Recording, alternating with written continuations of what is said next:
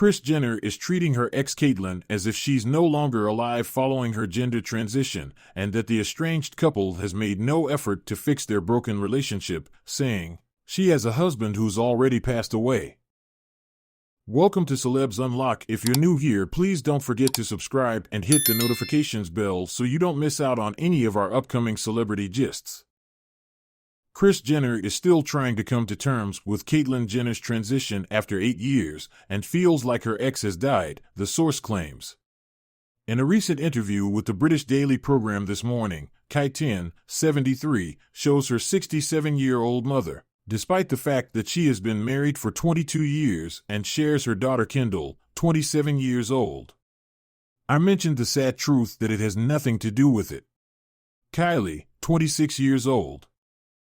They said the Olympic gold medalist commented that they caused a family drama between the Kardashian Winner clan, which is close to a couple, but the trainers emphasized the reasons for their breaks, and the trainers are more common.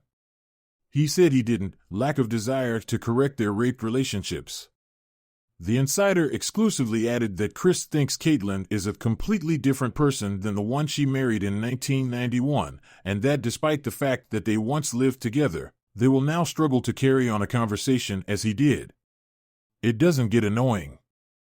"The main issue between Caitlyn and Kris is baggage," the source said. As difficult as Bruce is to deal with, Caitlyn seems even more awkward, mostly because Caitlyn is being herself and there is not much of the Bruce that Kris knew and loved left in her anymore. Caitlyn. Kris is still trying to deal with the transition.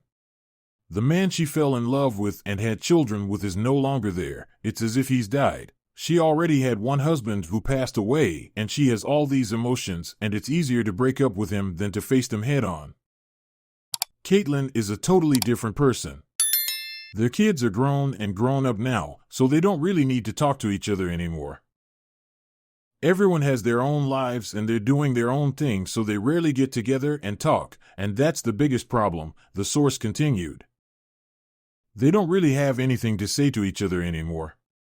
If they gathered together for lunch or something like that, they probably speak only about the weather, or it would be as awkward as to be in the elevator with a group of people and everyone who avoids visual contact. This is a life that they both choose to live, and it has not changed. They will only deal with each other when it is necessary, and they are not going to go out of their way to fix it. Kris's first marriage was to lawyer Robert Kardashian, with whom she has daughters Kourtney, 44, Kim, 42, Khloe, 39, and son Rob, 36. They divorced in March 1991, but remained close friends until his death from esophageal cancer in 2003. Kris then married Bruce, now Caitlyn, in 1991, and the former couple lived together for 22 years before divorcing in December 2014. Caitlyn came out as a transgender woman in April 2015, on the cover of Vanity Fair telling readers to call me Caitlyn. Caitlyn talked today before his House was released in 3 parts and said there was no relationship with Kris. "Well, Kris, I haven't really talked about it," she said. "Yes, it's sad. If there is communication, the manager will talk to him. When you have as many kids as I do, you're closer to some kids than others. Of course I keep an eye on them, and we'll do that. That and that.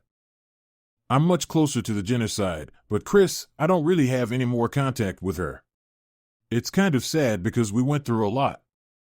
Caitlyn went on to recall her first meeting with Kris. "I had been single for 6 years, and really kind of struggling with myself and who I was and how I fit into the world. I had just turned 40 and met Kris on a blind date, and we hit it off from day one. Was it love at first sight? It's pretty close to it, yes. I was completely impressed how her lived in her life. She had 4 children, I had 4 children, and we got married 5.5 months later. It was very fast." In the new documentary series, the Invisible Archive staff and first-hand leading are presented from the family's internal circle.